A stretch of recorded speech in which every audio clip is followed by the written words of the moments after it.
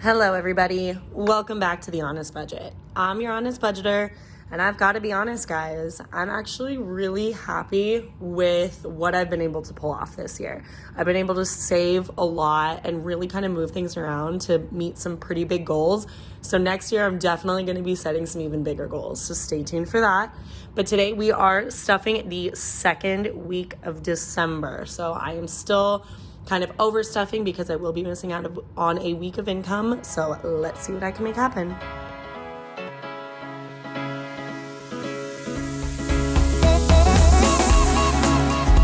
All right, as always, before we get down and dirty into it, make sure you hit that subscribe button. You want to be keeping up with how I'm meeting my goals, and I think I offer some pretty good advice, so make sure to hit that button.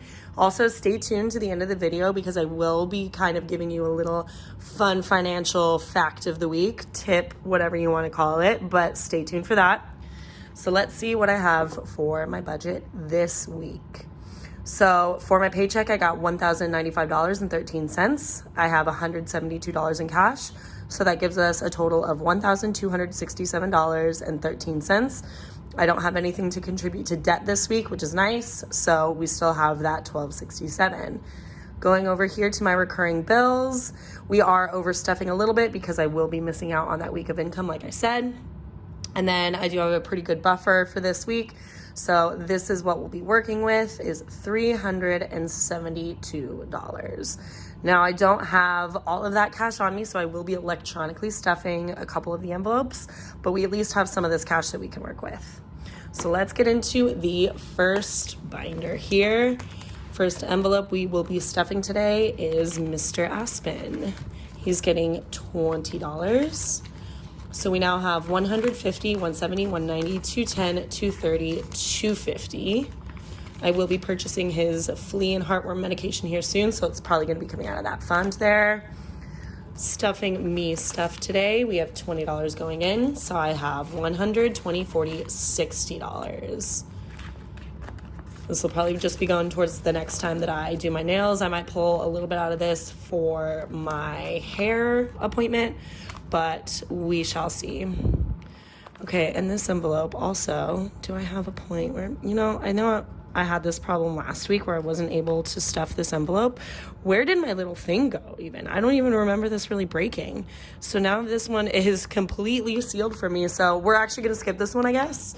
I'll just stuff it on my own without ya. LOL, that's embarrassing. And then going into the next binder here, we have emergency fund. So I'm stuffing $20 in it today. So I now have $20, $40, $60, $80, $100 in cash.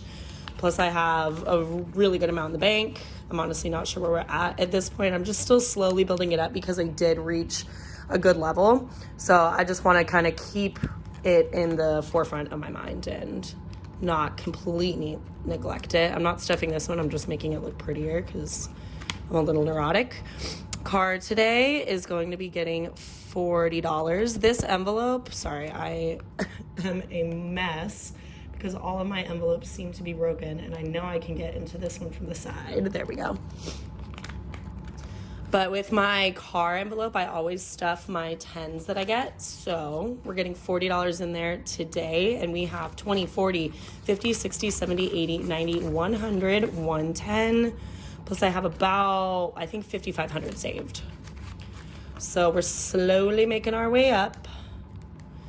And then in travel, I do have some 5s today. We're not going to stuff anything else in it because I just have a limited amount of funds. But we are stuffing $25 in total. So we now have $100, $200, $300, $20, $40, $60, $80, $85, $90, $95, $400, $5, $10, $15. So we have $415. I'm going to be kind of just slowly building this one up. I'm not going to completely prioritize it, but of course, if I get those 5s, I will continue to be stuffing this one.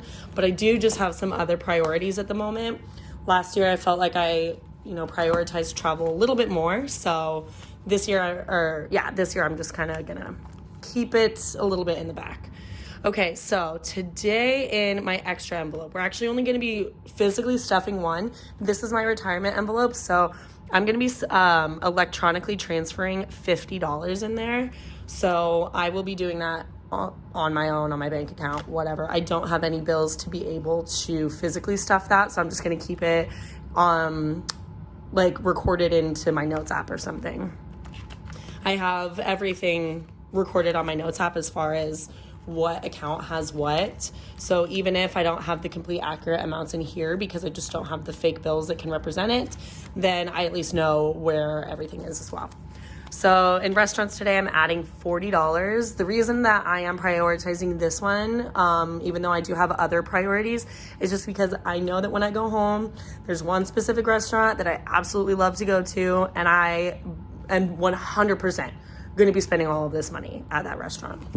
So let's see what I got. I think I said that I already spent this money, which is true, because I did go out with some friends a couple weeks ago, but I had some money left over on my paycheck, and that buffer that I have right up here, this account buffer, kind of helped me out with that. So we're just going to keep this money for it. So adding that $40, I have 50, 70, 90, 110, 130, 150, 170 for restaurants. And then that's the last one I'll physically be stuffing, but just to kind of show you, I will be transferring over $100 into my savings and then $50 into investing. So I will electronically be doing that. And I'll kind of update you next time on what we're looking at. But of course, we used everything up. We used that zero-based budget, so every single dollar gets a use. And that is the stuffing.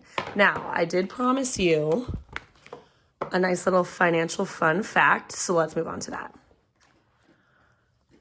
All right, so we are talking about what affects your credit score. So we're kind of going on a little bit of a credit tangent from last week and this week. So I kind of wanted to discuss the 5 major factors that really affect your credit score. And then these are the percentages that it affects. So the first one is your length of credit history. So if you're pretty young, you're probably not going to be having the best credit score because you haven't had credit for a very long time. So lenders don't really know how you behave when you do have a loan. So that's what that kind of means when it's saying that your length of history is what affects your credit score. Next is going to be your payment history. Now, this is the biggest one that affects your score. So are you consistently late? Are you consistently on time? Those are the things that are really going to be changing your score. So you want to make sure that you are allocating a specific amount towards your credit cards every single month to make sure that you're making payments on time. It also really reduces the amount of interest that you have to pay. So you do want to be making sure that you're constantly chipping away at whatever credit card debt you have. Next is going to be the amounts owed. So of course, like last week we talked about credit utilization. So if your credit utilization is really, really high, then your credit score is going to be going down. So really you want to keep your utilization as low as possible because it affects about 30% of your score. And that is a lot. So you really want to make sure that you're staying on top of it and that you're not letting your credit balance get too out of hand. You kind of want to be using it, honestly, as a debit card. So you're only spending the amount that you have so that you can pay it off right away. That's typically what I do. Sometimes, of course, I go a little bit crazy and there's like maybe a balance of $100 or $200 afterwards, but I don't let it get too high and too unmanageable because I know that next month I'll probably be able to get enough money to handle that extra payment. Next is going to be credit mix. So this can be confusing to some people. So it's revolving versus installment credit. So revolving credit is like your credit cards, things like that. Installment credit is going to be things like your mortgage payments, your car loan payments, any sort of loan payments. So the more credit types that you have, the better it will affect your score. So what lenders really want to see is that you're able to handle different kinds of loans instead of just focusing on the one. It shows that you are financially responsible and that you're able to handle all of these different things that are thrown your way. Next is, of course, going to be new lines of credit. So anytime that you open up a new line of credit, it's going to affect your credit score a little bit. This one is really easy to recover from. So anytime that you apply for a new credit card, your credit score is going to go down just a little bit. But of course, if you're utilizing that credit wisely, then it really won't negatively affect your credit score for long. So you'll be able to come back from there. But anyways, that is all I have for you today. So I hope that advice was something that is going to help you out. Maybe it's something you didn't know before. Maybe it's something that you just didn't understand before and now you do. Whatever it may be, I hope that it helped. But anyways, if you stuck around this far, thank you so very much. I hope that you have a great day, a great week, a great rest of your year, and I will see you next time. Bye.